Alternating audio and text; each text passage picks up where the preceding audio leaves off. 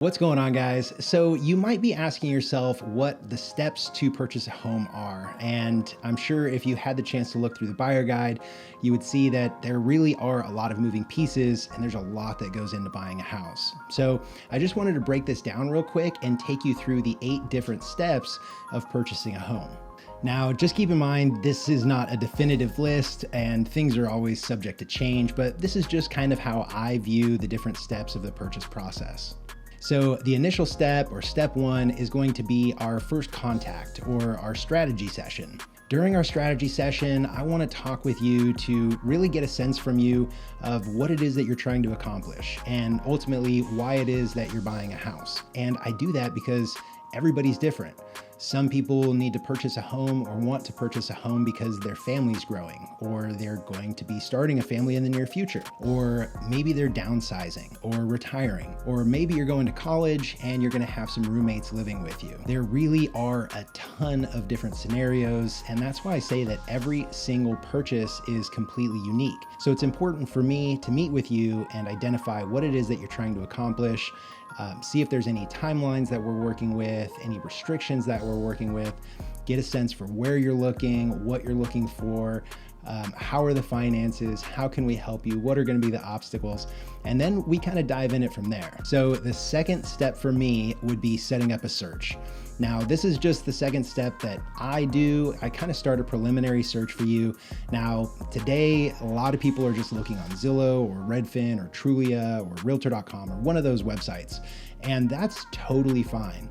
But at the end of the day, all of those websites get their information from the MLS, or the multiple listing service. So what I want to do is actually tailor a search for you and your specific needs on the MLS. And we'll set that up to send an automatic email anytime there's a new listing in the areas that you're looking in, where everything meets your search criteria. And then we're going to set up a search so that all of the homes that are listed on the MLS within your search area that check all of your boxes are immediately sent to you, which is going to allow you to get eyes on these homes much more quickly, and thus let us act on them more quickly if it's something you're interested in. I've also found that doing this now in this phase of the purchase process allows you to start getting an idea for what's out there, what you like and don't like, and what the different price points are. And it really just gives you the ability to get started in the whole searching process. Now, step 3 also happens right about the same time that step 2 does, and that's because as I'm setting up and tailoring your home search,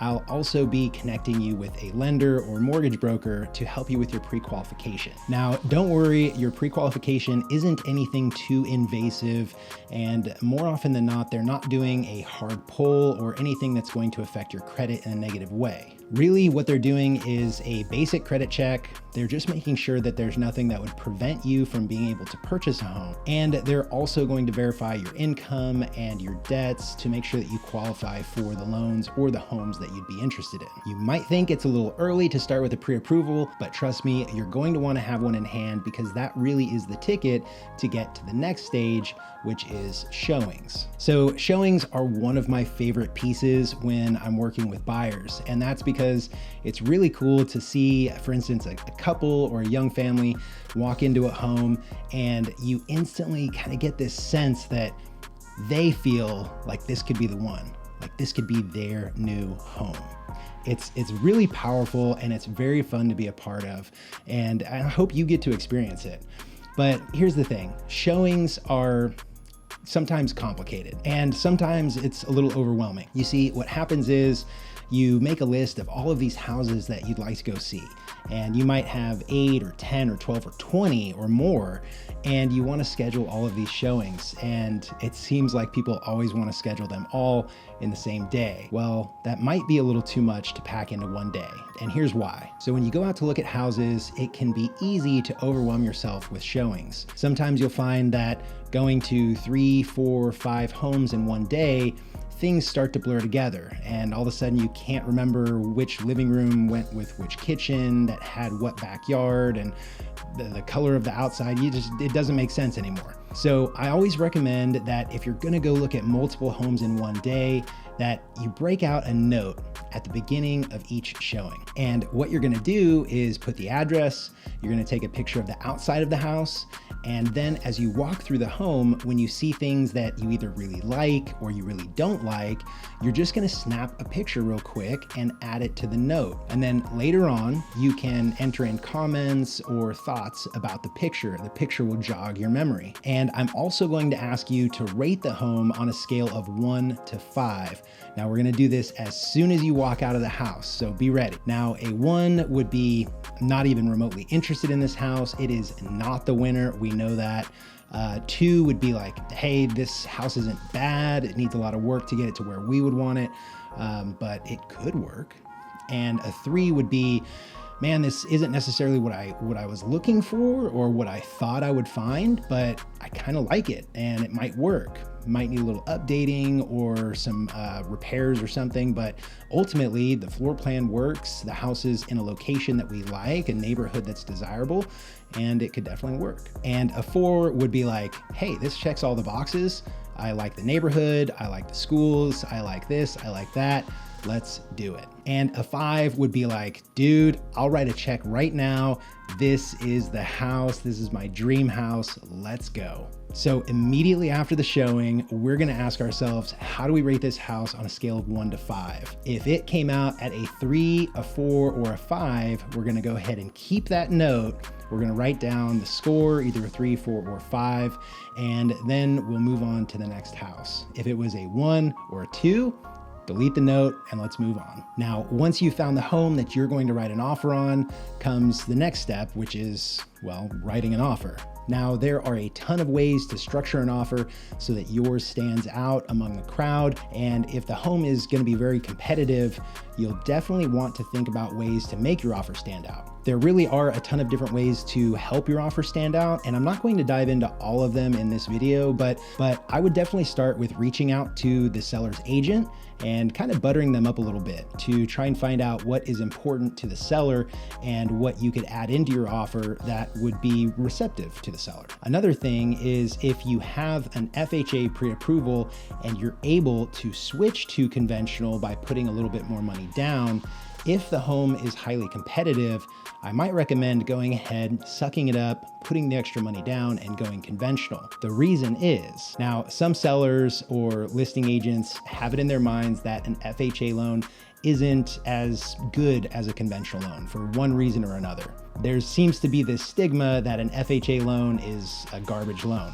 which really couldn't be further from the truth, but there is a little bit of a reason why some sellers or some listing agents wouldn't want a buyer with an FHA loan, and it's primarily because of the FHA appraisal certification. Just to quickly cover some of these things, if an FHA appraiser comes out and they see things like peeling paint or maybe a room that's missing flooring or a number of other things, if the heat and air isn't working, that could all be a problem and cause the deal to fall through. Now, if it was a conventional loan, you probably wouldn't have those issues. And one more trick that I'll give you on structuring an offer is if it's highly competitive, you already have a conventional loan, you could try adding in a higher earnest money deposit or even increasing your cancellation fee. Now, what that's gonna do is show the seller that you really want the house.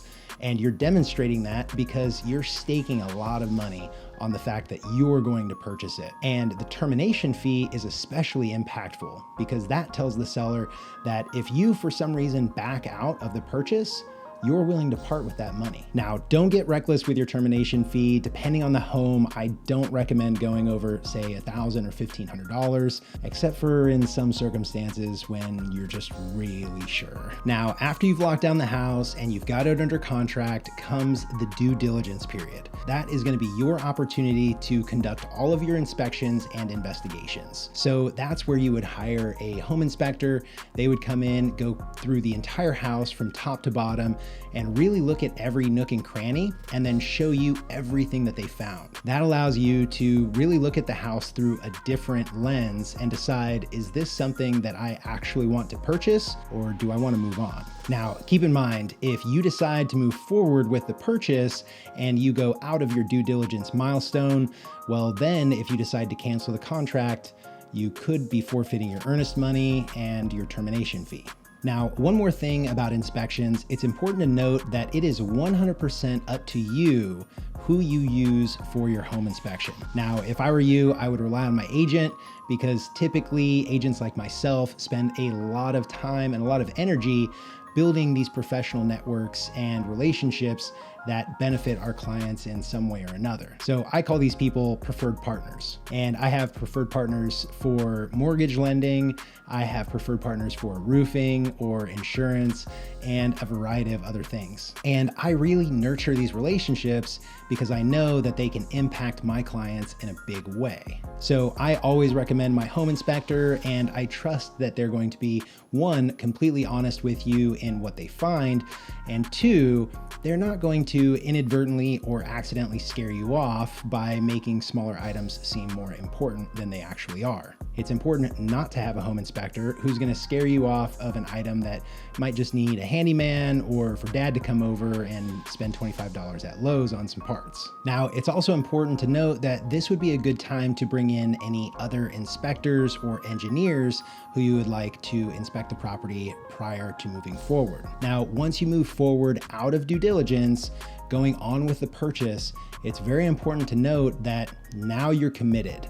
Now that earnest money deposit and that cancellation fee, well, that's really in the game now. And after your inspections, you'll have the opportunity to request from the seller repairs of any major items or defects that you might find in the home. Now, again, it's important to note that we're not going to be looking for cosmetic issues like a piece of chipped paint or some scratches in the wood or anything like that. The repairs that we're going to be requesting are for either major systems that might be defective or in need of replacement, or if the home has any structural issues, or for instance, perhaps a slab or foundation trouble, or other plumbing or electrical defects. Now, it's also important to note that there are some instances where it makes more sense to ask the seller for, say, a credit in lieu of repairs than to have them actually go forward with repairs.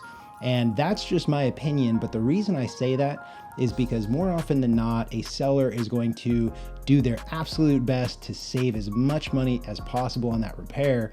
And in doing so, they may end up sometimes inadvertently cutting some corners. So if it's really important to you, or if it is a big safety issue, it might make sense to simply ask the seller for a credit in lieu of repairs. And once you've made it through the repair negotiation and you've got your CL 100, which is your termite inspection, you are kind of in the home stretch.